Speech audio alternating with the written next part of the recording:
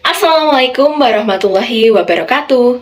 Selamat pagi, selamat siang, selamat sore, dan selamat malam untuk murid-murid Ibu semua yang sedang menyaksikan video pembelajaran ini. Bertemu lagi dengan Ibu, Agnesia Amin, dalam mata pembelajaran Bahasa Indonesia. Bagaimana murid-muridku semua, apakah baik? Baik, Bu. Alhamdulillah, semoga kita selalu diberikan kesehatan ya. Anak-anakku, sebelum kita memulai pembelajaran, alangkah baiknya kita berdoa terlebih dahulu. Berdoa menurut kepercayaan masing-masing, berdoa mulai.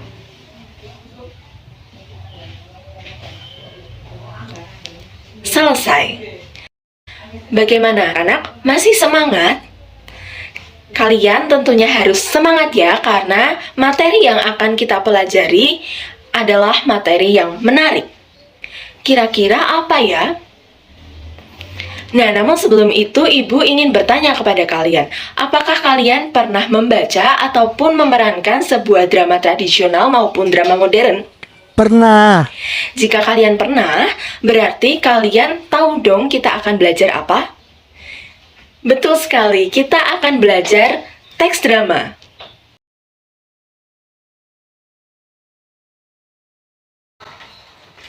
KD yang akan kita pelajari adalah KD 3.15 dan KD 4.15. Tujuan dari kita mempelajari teks drama apa, Bu? Tujuannya agar kalian dapat mengetahui mengenai pengertian, ciri, unsur kebahasaan, struktur, dan diharapkan kalian dapat membuat sebuah teks drama. Sebelumnya, kalian pasti ingat karya sastra jenisnya ada 3, yaitu puisi, prosa, dan drama. Perbedaannya apa? Jadi perbedaannya ada pada bentuknya. Puisi bentuknya bait dan baris, sedangkan prosa berbentuk teks, kalimat, dan paragraf. Sedangkan drama berisi tentang sebuah dialog yang kemudian dilakonkan atau dipentaskan. Selanjutnya, apakah kalian tahu apa itu drama? Saya tidak tahu, Bu. Tidak tahu? Ayo kita belajar sama-sama. Drama berasal dari bahasa Yunani yaitu draumai, yang artinya berbuat, bertindak, dan berlaku. Intinya, drama berisi perbuatan, tindakan, atau action. Jadi, ketika kalian melihat sebuah syuting film, ketika sutradara mengatakan action, maka mulailah berakting, beradegan, dan lepas dari dunia nyata. Kemudian, teks drama merupakan teks yang menggambarkan kehidupan dan watak manusia melalui tingkah laku yang dipentaskan. Kita masuk ke ciri teks drama. Ciri teks drama berupa cerita yang berbentuk dialog dan bertujuan untuk dipentaskan. Kemudian kita akan belajar mengenai istilah dalam drama tradisional. Istilah dalam drama tradisional ada 5, yaitu sandiwara, lakon, tonil, sendratari, dan tablo. Apa sih itu? Mari kita bahas sama-sama. Yang pertama adalah sandiwara. Sandiwara berasal dari bahasa Jawa yang artinya sandi, berarti rahasia, dan warah yang berarti pengajaran. Oleh Ki Hajar Dewantoro, istilah sandiwara sebagai pengajaran yang dilakukan dengan perlambang secara tidak langsung. Contoh sandiwara seperti Romeo dan Juliet. Kalian pasti mengetahui tentang cerita ini yang kemudian cerita ini berakhir tragis. Yang kedua ada lakon. Lakon memiliki beberapa pengertian, yaitu yang pertama, cerita yang dimainkan dalam drama, wayang, ataupun film. Kemudian yang kedua adalah karangan yang berupa cerita sandiwara. Yang ketiga, berbentuk perbuatan, kejadian, ataupun peristiwa. Contoh dari lakon misalnya lakon Sikabayan, kemudian ada lakon Karna di Bandar Bangkong, dan yang terakhir kalian pasti tidak asing dengan lakon ini, yaitu lakon Warkop DKI. Kemudian ada tonil. Tonil berasal dari bahasa Belanda yaitu tonel, yang artinya pertunjukan. Istilah ini populer pada masa penjajahan Belanda. Yang keempat ada sendratari. Sendratari memiliki kepanjangan dari seni, drama, dan tari. Sendratari memiliki arti pertunjukan serangkaian tari-tarian yang dilakukan oleh sekelompok orang penari dan mengisahkan suatu cerita tanpa menggunakan percakapan. Contoh sendratari yaitu sendratari Ramayana, yang mana di situ hanya ditarikan tanpa adanya dialog. Nah, Ramayana ini mengisahkan tentang Rama yang menyelamatkan Sinta karena diculik oleh seorang raksasa yang bernama Rahwana dengan bantuan Anoman. Yang terakhir ada tablo. Tablo merupakan drama yang menampilkan kisah dengan sikap dan posisi pemain dibantu oleh pencerita. Jadi di sini pemain tablo tidak berdialog sama sekali karena yang mengisahkan adalah pencerita. Kalian juga pasti pernah mendengar istilah dalam drama, yaitu babak dan adegan. Loh, apa perbedaannya, Bu? Jadi, perbedaannya adalah babak itu cakupannya lebih banyak, karena babak biasanya dalam satu latar belakang. Misalnya, ada babak di sekolah, di rumah, di lapangan, atau mungkin di taman, dan sebagainya. Sedangkan adegan adalah bagian dari babak itu sendiri. Misalnya, ketika kalian mengambil babak di sekolah, kemudian ada adegan berdoa di kelas, makan di kantin, atau upacara di lapangan, nah itu yang termasuk sebagai adegan. Baik, kita masuk ke struktur teks drama. Struktur teks drama ada 3. Yang pertama adalah prolog. Prolog merupakan bagian pembukaan atau permulaan dari sebuah drama. Di dalam prolog ini bisa dinarasikan oleh dalang kalau misalnya pertunjukan itu ada di wayang kulit. Atau jika kalian pernah melihat sebuah film, misalnya film kolosal, nah sebelum masuk ke dalam inti film, itu biasanya ada semacam narasi dulu. Yang kedua ada dialog. Dialog merupakan percakapan antar tokoh. Jadi di dalam dialog ini para pemainnya saling berinteraksi dan nantinya timbul sebuah permasalahan di dalam dialog tersebut. Di dalam dialog masih terbagi lagi menjadi 3 bagian, yaitu orientasi, komplikasi, dan resolusi. Orientasi merupakan pengenalan para tokoh. Misalnya, kalian ingin membuat sebuah drama bertemakan persahabatan. Lalu kalian menuliskan bahwa di sebuah perkampungan terdapat 5 orang sahabat, yaitu Ana, Rena, Ilham, Budi, dan Tony. Nah, kemudian ada komplikasi. Komplikasi ini mulai muncul permasalahan. Misalnya, dari persahabatan tersebut terjadi sebuah pertengkaran yang diakibatkan karena adanya kesalahpahaman. Nah, yang ketiga ada resolusi. Resolusi merupakan tanggapan-tanggapan dari komplikasi atau adanya sebuah penyelesaian. Misalnya, dari cerita tadi, kesalahpahaman itu diselesaikan. Misalnya dengan mereka saling bercerita dan mereka saling meluruskan cerita yang sebenarnya terjadi. Dan kesalahpahaman tersebut dapat diselesaikan. Struktur terakhir dari drama adalah epilog. Epilog merupakan bagian akhir yang berisi simpulan atau amanat yang ingin disampaikan dari keseluruhan drama tersebut.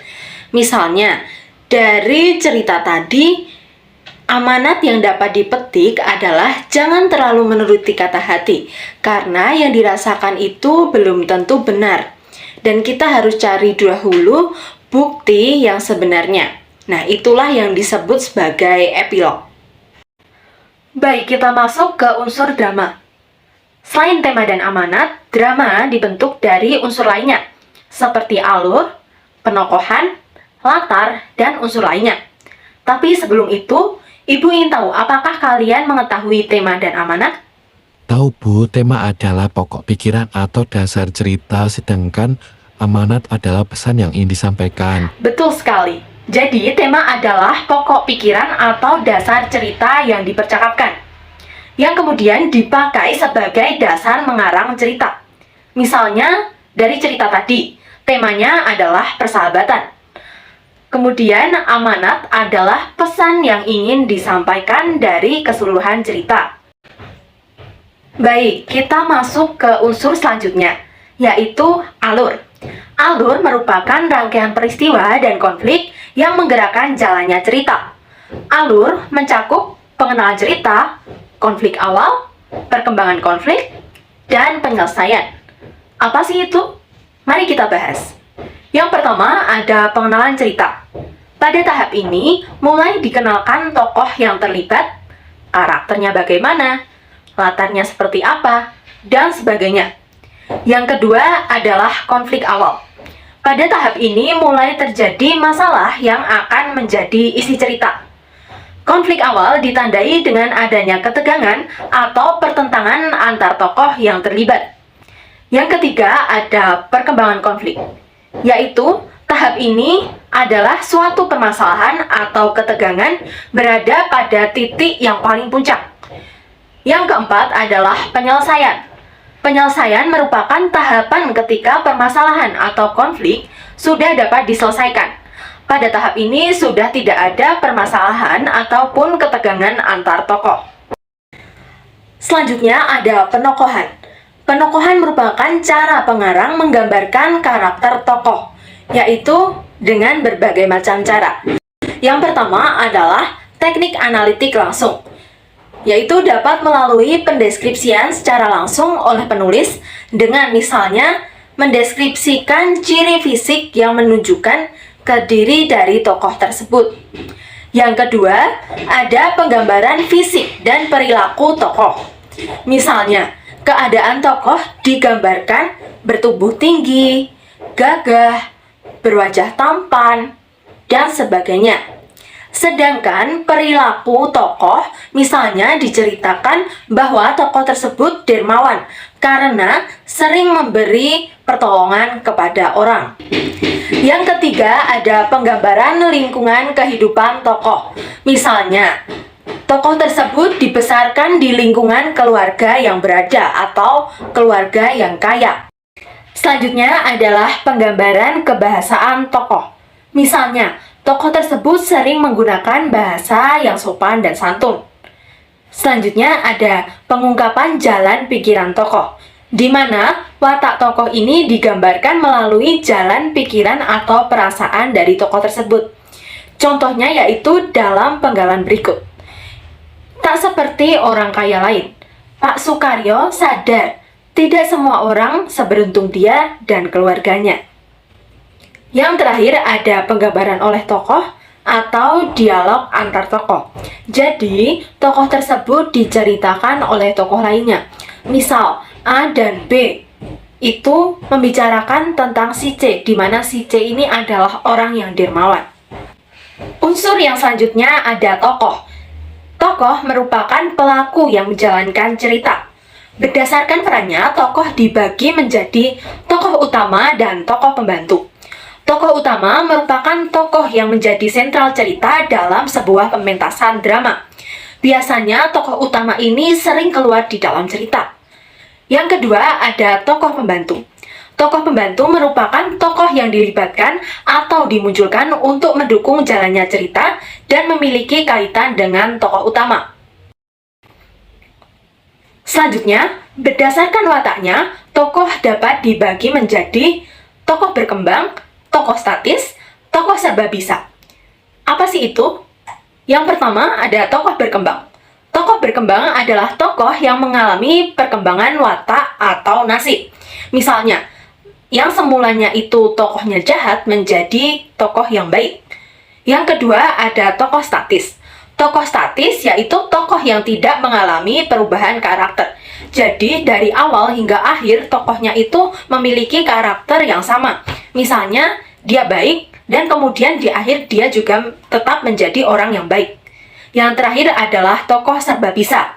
Tokoh serba bisa adalah tokoh yang dapat berperan sebagai tokoh lain. Selanjutnya ada dialog. Dialog merupakan percakapan antar tokoh.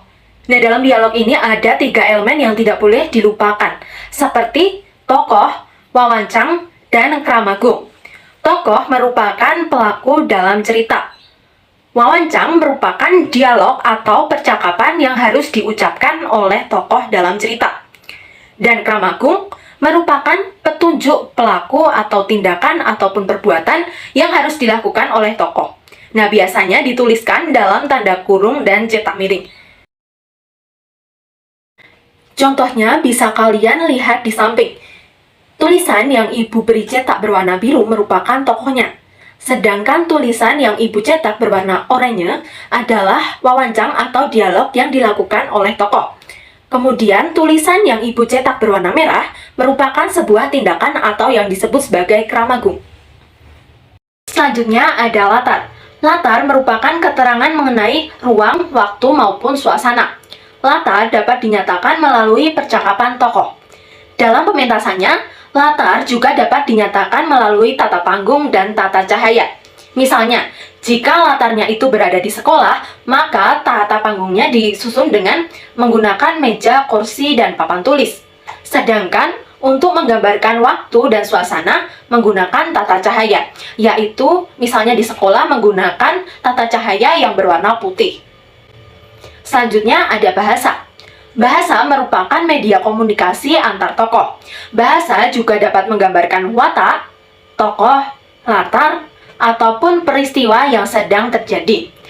Apabila disajikan dalam bentuk pementasan, drama memiliki unsur lainnya, yaitu sarana pementasan, seperti tata panggung, tata kostum, tata pencahayaan, latar suasana, tata rias, dan sebagainya.